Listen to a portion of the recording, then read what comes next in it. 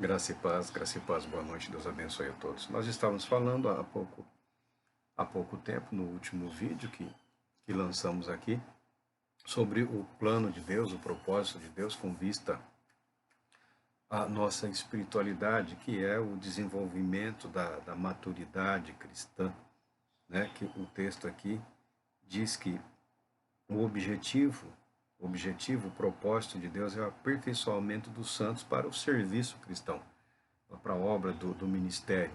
Como servos de Deus, como servos de Cristo Jesus, nós precisamos ser devidamente trabalhados, preparados, aptos para executarmos o serviço que Ele reservou para nós, que não é nada além de vida em comunhão com o Pai.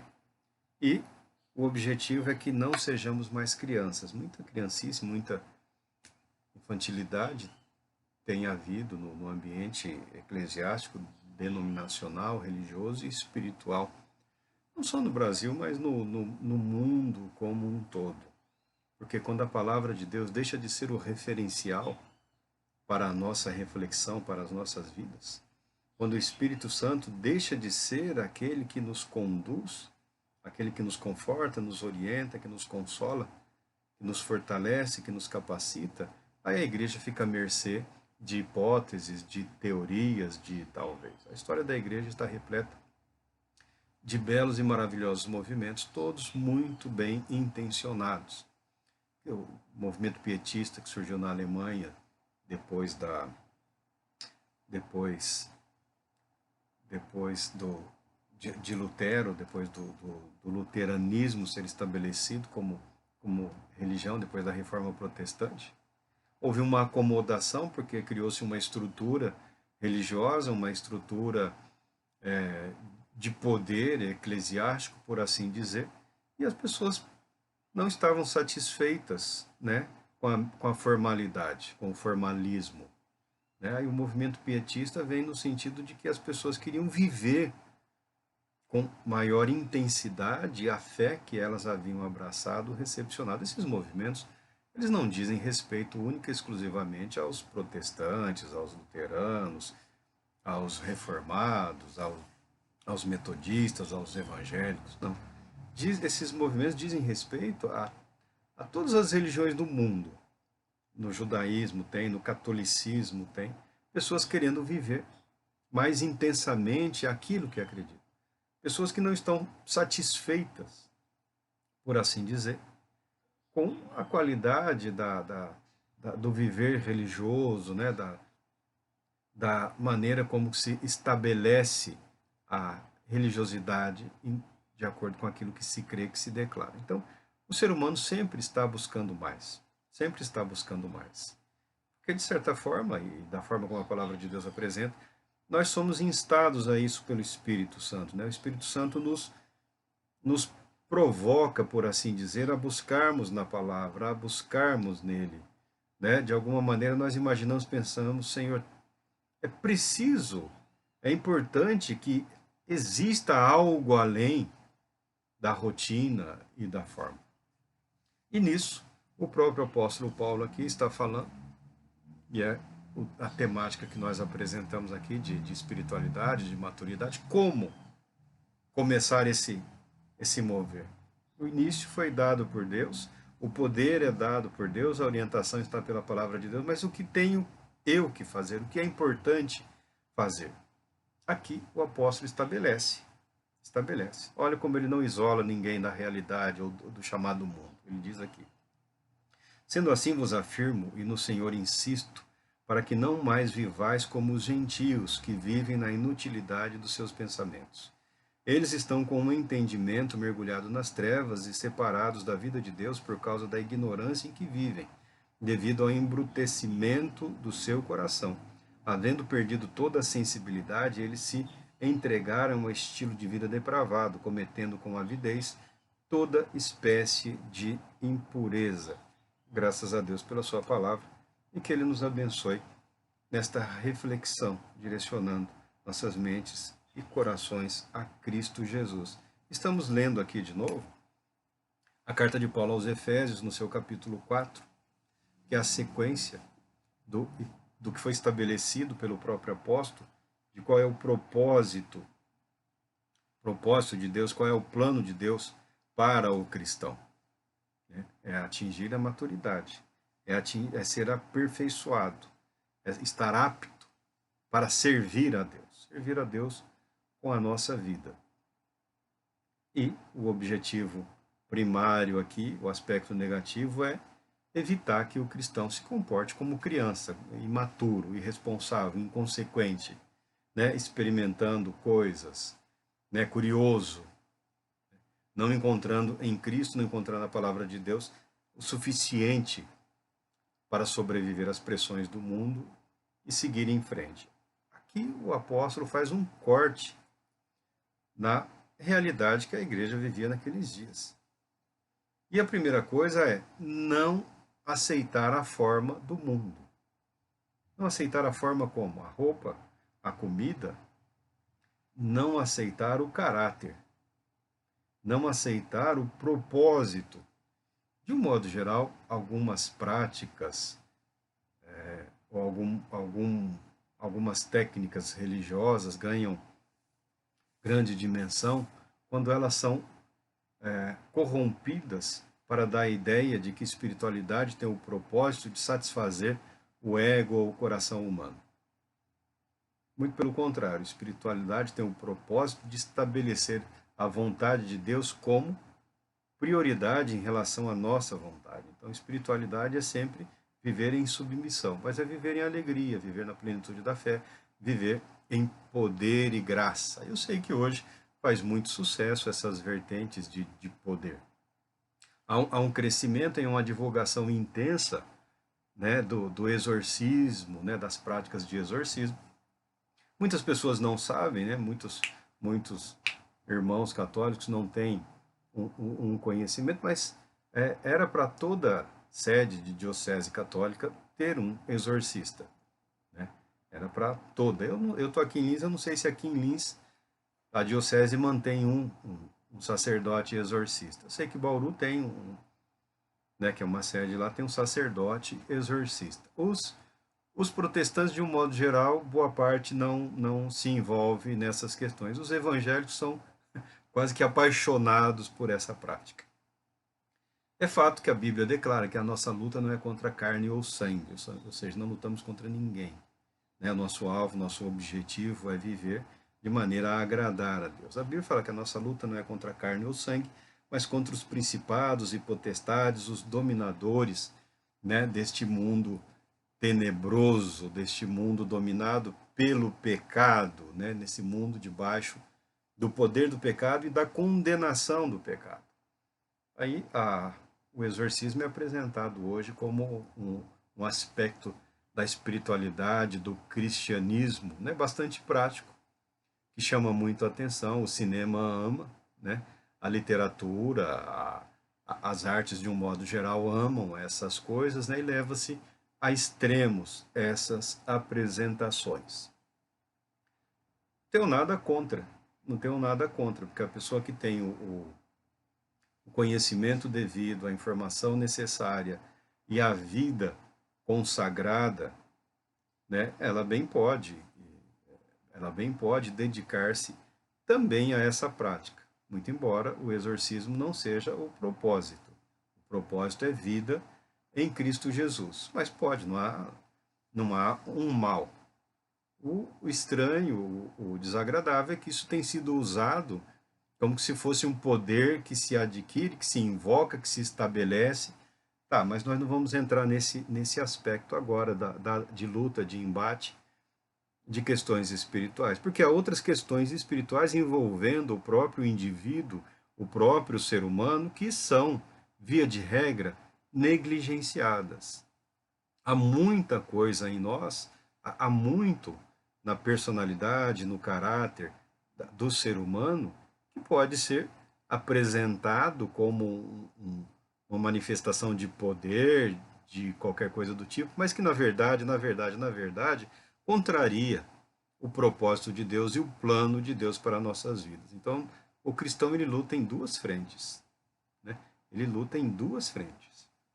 Uma interna em relação a si mesmo e uma externa em relação ao mundo e às realidades que ele enfrenta nesse mundo. E a primeira posição, a primeira postura, o movimento necessário, houve um movimento de entrega das nossas vidas a Cristo. Né? Há um recebimento desse amor, desse perdão, dessa novidade de vida. Agora, Paulo chama aquele que está em Cristo. Insisto, não viva sua vida, não pode mais refletir a vida que tem os gentios daquela época e os gentios de hoje. Tá? E ele fala que muito do que nós vemos, muito do que se via, é fruto dessa ignorância da verdade da palavra de Deus, é fruto dessa rejeição da verdade, do poder, do amor de Deus, do perdão de Deus. Muito do que aos nossos olhos é abominável é consequência, é decorrente do abandono das verdades de Deus. Ah, mas como eu devo me comportar diante disso? Você deve se comportar de maneira a agradar a Deus.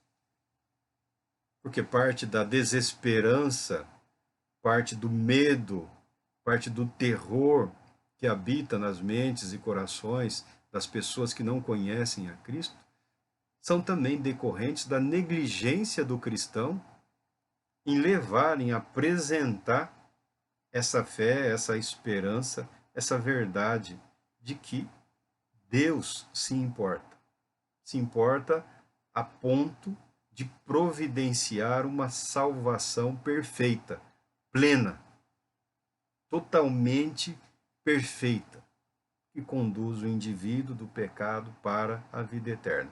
Se o mundo se desespera, se tenta se organizar, tenta se fortalecer nas suas paixões ou nos seus pensamentos, a Bíblia não declara nada contra a intelectualidade, o homem deve usar a sua capacidade mental, intelectual, mas sem submeter isso a Deus, os absurdos acontecem como sempre aconteceram. A nossa responsabilidade é com aquele que está em Cristo, que tem um compromisso aparentemente maior. Pelo menos deveria ser. Deveria ser. E um compromisso intenso e diferenciado. O nosso viver em Cristo não pode seguir o mesmo padrão daquele que não reconhece a Cristo. É preciso que haja uma diferença. Em algum momento, é preciso haver uma ruptura com uma estrutura, né, de pensamento, com o modo de viver, com os valores, com os princípios. Aqui entra o apóstolo Paulo falando: Quanto à antiga maneira de viver, fostes instruídos a vos despirdes do velho homem que se corrompe por desejos enganosos e serdes renovados no vosso modo de raciocinar e vos revestirdes do novo homem, criado para ser semelhante a Deus em justiça e em santidade provenientes da verdade. Quanto à antiga maneira de viver, a minha maneira de viver hoje não pode ser a mesma de 30, 40 anos atrás. Eu envelheci, eu amadureci, eu cresci. Ao mesmo tempo, eu conheci, eu reconheci, fui aceito, refeito em Cristo Jesus, então o meu viver de hoje não pode ser idêntico ao de anos atrás. É preciso que estejamos caminhando para a maturidade, para um crescimento. Aqui, o apóstolo manda a pessoa se despir. Para começar, nós precisamos nos despir. As pessoas, hoje nem tanto, né? Hoje as pessoas não ligam muito para roupa, usa-se bem menos roupa, mas até um tempo atrás havia roupa para ficar em casa, a roupa para sair de casa, a roupa para dormir, né? As pessoas, e nós sabemos que para eventos especiais sempre há uma roupa especial, né? Alguns convites trazem até o padrão de vestimenta desejado por aquele que convida, né? Você não vai a uma cerimônia de casamento de chinelo de dedo, bermuda e camiseta. É uma falta de respeito. É uma falta de respeito. Como você também não vai à praia ou ao clube de terno e gravata, porque é ridículo. Porque é ridículo. Então, mudar as vestes, mudar a roupa, porque a roupa também, o traje revelava o estado de espírito, né? A viuvez as mulheres sempre sofrem mais, né? A viúva de preto lá, toda lamentosa, choramingando, né? A roupa representa o sacerdote com as suas vestes, com toda aquela pompa, toda aquela cerimônia. Os militares com suas vestes, trajes próprios. E o cristão? O que vestir? O que expressar? Ele começa dizendo que nós devemos nos despir do velho homem. É como que se, mesmo renovado, mesmo restaurado, mesmo cheio de fé e vontade de viver, alguns maus hábitos continuam na memória, e é um hábito, uma rotina. E não convém. E não convém. O cristão, ele deve aprender a se desnudar. Ele deve aprender a estar disposto a se apresentar com inteireza para Deus. E muitas coisas, algumas coisas, ele deve abandonar, ele precisa abandonar. Aí alguém pode dizer, não, mas tudo isso eu já entreguei, lancei. Não é verdade. Não é verdade, que faz parte da nossa natureza. Não adianta dizer que fez no dia que se converteu. E depois pegou de volta.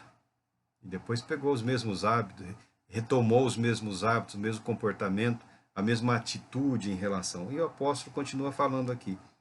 Quanto à maneira de viver, fostes instruídos a vos despirdes do velho homem. Tirar essa expressão nociva de um caráter corrompido que reflete um coração endurecido e um viver com propósito egoísta. E ele fala, portanto, cada um de vós deve abandonar a mentira e falar a verdade ao seu próximo, pois todos somos membros de um mesmo corpo. A mentira, começa com a mentira. Abandonar a mentira, o hábito da mentira, a cultura da mentira. É o primeiro aqui elencado pelo apóstolo, e um dos mais difíceis, para o cristão, nesse mundo de atividade social intensa, em que expressar uma aparência de que tudo vai bem, até ensinamentos, pregações fantásticas, realmente tudo vai bem para quem está em Cristo Jesus, ainda que tudo esteja péssimo, tudo vai bem, porque está em conformidade com a vontade do soberano Deus e Pai. Então, tudo vai bem, mas nós não precisamos simular nem fingir. É claro que você não deve andar por aí, né, a cada cumprimento expondo a sua vida. Mas nós temos que viver diante de Deus, apresentando a Ele a nossa verdade, a nossa realidade. Pai, tudo vai bem, mas está difícil, vai muito mal. Vai muito mal, vários aspectos da minha vida que precisam ser mudados, transformados. E como se transforma, como se muda? Abandonando, lutando contra isso. Antes de você se encantar aí com aspectos da fé cristã, de se tornar um exorcista, lembrando que o próprio Senhor Jesus colocou esses 3 grupos aí, representantes desses 3 grupos, né, no dia do Senhor, no dia final, representantes desses 3 grupos, entre as pessoas para as quais será dito assim, nunca vos conheci. Né? Os profetizadores, os que gostam de falar do futuro, né? Os expulsadores, os exorcistas, os expulsadores de demônios e os operadores de milagres, os 3 grupos. Se alguma ambição há na vida do jovem, do cristão, está nesses 3. Quem não quer ser um operador de milagre? Quem não quer esse poder, essa manifestação da autoridade do Espírito de Deus sobre o espírito imundo? Quem não quer conhecer, antever eventos do futuro? Então, as advertências não são minhas, são do Senhor Jesus. A advertência é do Senhor Jesus. Porque nós lembramos sempre que o ser humano, ele é uma entidade espiritual, quer esta espiritualidade esteja submissa a Deus através da fé em Cristo Jesus ou não. A mente humana tem aspectos incrivelmente poderosos. A maioria das vezes se manifesta de maneira autodestrutiva, mas as pessoas que se dedicam, se empenham, conseguem, né, desenvolver, a aplicar um grande número de habilidades construtivas. Daí você vê a engenharia, a física, a química, né, as ciências biomédicas, o que a mente humana tem sido capaz de produzir quando homens e mulheres se dedicam, né, empenham sua energia a um propósito criativo. Coisas maravilhosas acontecem, coisas terríveis também acontecem. Então, o ser humano é, por natureza, um ente, uma entidade espiritual, com uma capacidade intelectual, mental, que nós não conhecemos totalmente. Nós não conhecemos totalmente. Mas o nosso propósito aqui não é conhecer totalmente a capacidade intelectual, mental, espiritual do ser humano. Nosso objetivo aqui é garantir que qualquer que seja a intensidade, ou o poder, ou o mover desse ente espiritual que é o homem, esteja em submissão a Deus e seja trabalhado segundo a verdade de Deus para alcançar o propósito estabelecido. Primeiro, abandonar a mentira. A mentira, nós somos a cultura da mentira, a sociedade da mentira. Né? O Brasil é o país do futuro. Mentira, mentira. É mentira. É mentira. Não tem como ser o país do futuro se ele não é o país do presente, se ele não é o país de hoje, se ele não foi o país de ontem. Então essa fantasia, esse engodo, esse tagarelar que daqui a tanto tempo, não. Porque não tem nada proposto para hoje, então não há garantia de que o que não foi proposto hoje será de fato apresentado amanhã. Estremecei de ira, mas não pequeis. Acalmai a vossa raiva antes que o sol se ponha. A ira é reconhecidamente um dos atributos da justiça. A ira não é necessariamente um pecado. Mas o apóstolo Paulo fala: estremecei de ira, né? Que é a pessoa que passa até mal, mas não peca. Tenta não abrir a sua boca. Por quê? Porque a justiça do homem, a ira do homem, não promove a justiça de Deus. Deus é justo. Deus sabe fazer justiça. Deus tem um dia determinado para julgar toda a humanidade pelos seus feitos e malfeitos. Então não adianta tentarmos nós impor a justiça que acreditamos ser a de Deus para o mundo de hoje, sendo que corremos o risco de sairmos condenados pelo próprio justo Senhor. Não deis lugar ao diabo, porque o diabo, ele é o pai da mentira. Ele é o primeiro mentiroso, ele é o primeiro sedutor, ele é o primeiro manipulador, ele é o primeiro que usa só para rir da destruição. Ele seduz, ele engana, ele mente para conseguir o que ele acredita ser interessante para ele. Desfazer a obra de Deus, destruir a obra de Deus, apresentar-se como rival à altura. O propósito dele, a vontade dele, a vontade do maligno é que o mundo, que a terra continuasse sem forma e vazia. Para o diabo estava bom. Para o diabo estava bom um mundo sem forma e vazio, sem vida. Porque nós não temos como conceber a natureza do conceito de morte em relação a entes espirituais, cuja existência não cessa. Muito embora tenham sido criados os anjos, a existência deles não cessa. Nós não sabemos o que significa morte para eles. Para nós sabemos. É uma esperança viva de nos assemelharmos ainda mais ao nosso Senhor e Cristo. O paraíso estava lá, ele falou, não, o paraíso não está bom. O paraíso é péssimo, o paraíso é horrível. Vou lá destruir. É aquele que destrói por prazer. Satanás tem prazer em destruir. Ele tem prazer em mentir. Ele tem prazer em participar de toda a morte e destruição. Não deis lugar ao diabo. Muito pelo contrário, resisti ao diabo e ele fugirá de vós. Satanás sempre apresenta o caminho curto. A oferta dele é um atalho. Não, que vida! Viver é uma proposta para a vida. Não, você já está bom, você está ótimo. Você nunca vai ser melhor do que você é hoje. Não, isso é a sua personalidade. Deus te fez assim. Deus quis você assim. Olha as coisas que você realizou com esse seu jeito. Apesar de, você é fantástico, você é sensacional, você tá com a corda toda. Não, não tá.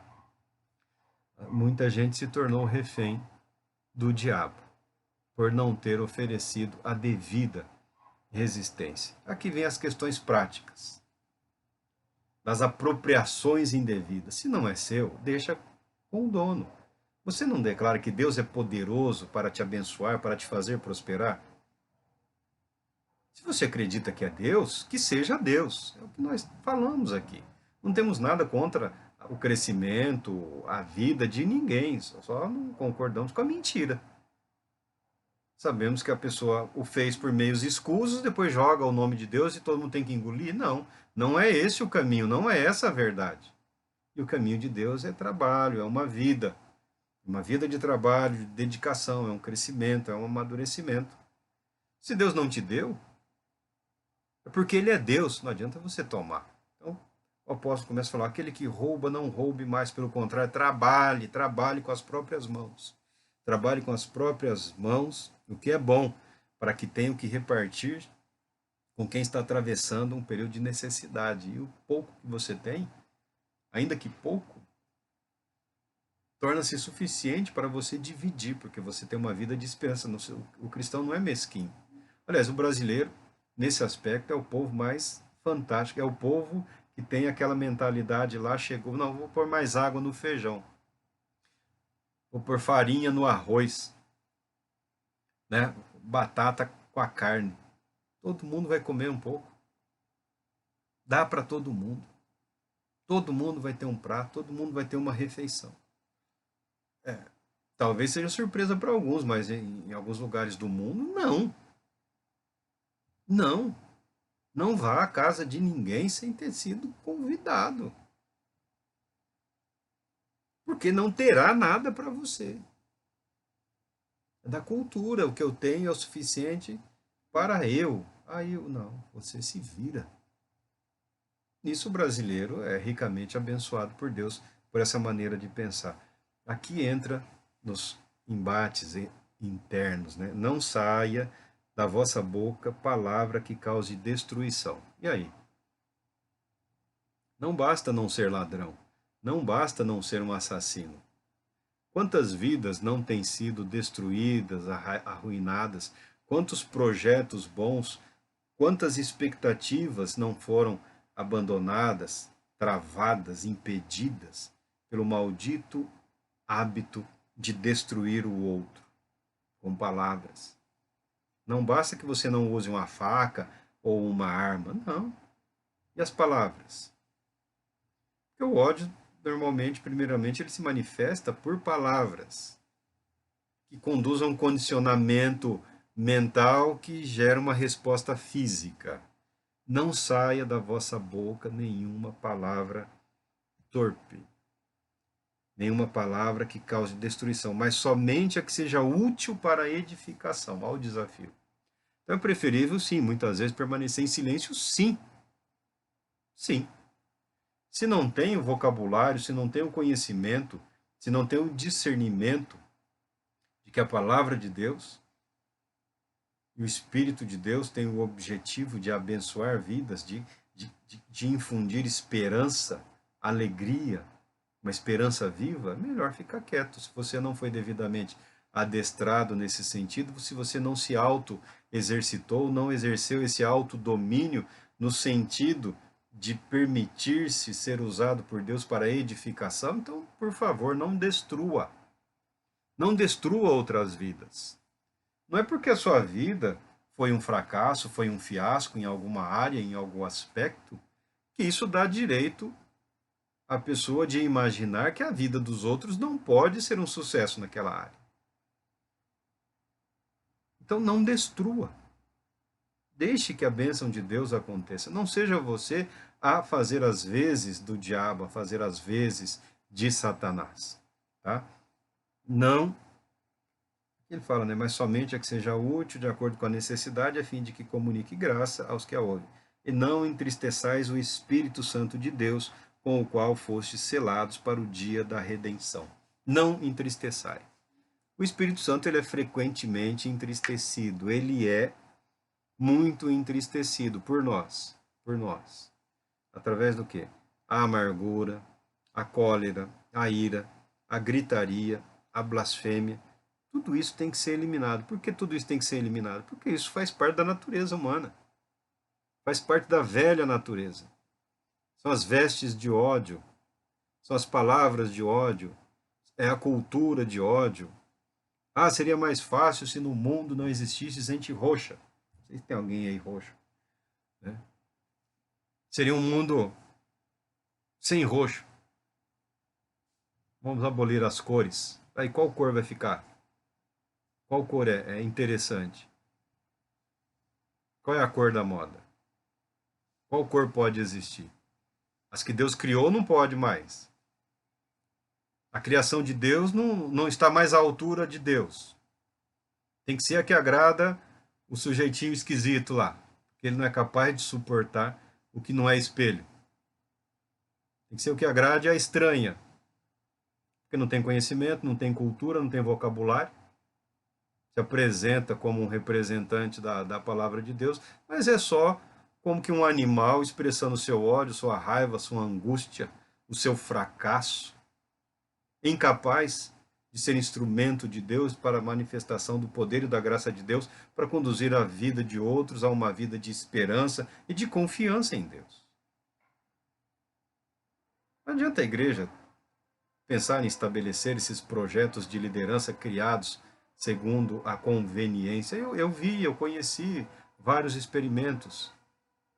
Pega o sujeito, o rapaz lá e manda para um outro lugar, investe-se dinheiro, recursos, treinamento, né? E volta lá aparecendo um apresentador de programa de televisão, né? Um sujeito todo artificial, mas apto a expressar no contexto geopolítico, econômico, espiritual brasileiro o evangelho. É nada, é mentira, é só uma fraude. É só uma fraude. O que o apóstolo nos convida? A uma vida de verdade, a uma vida de sinceridade, a uma vida em que nos leva a enxergarmos em nós o mal que ainda permanece e precisa ser combatido. Por que tanto fracasso? Por que tanta derrota? Por que fala não deis lugar ao diabo? Você não resistirá. Você não suportará. E você tem visto na vida de muitos e tem visto na sua própria vida. Tem visto na sua própria vida. A busca por manifestações de profetismo leva o cara a mentir, a fingir, a insinuar. Para com isso. Para com isso. Né? A manifestação de poder leva o cara a evocar o mal, a se associar, a estabelecer um relacionamento.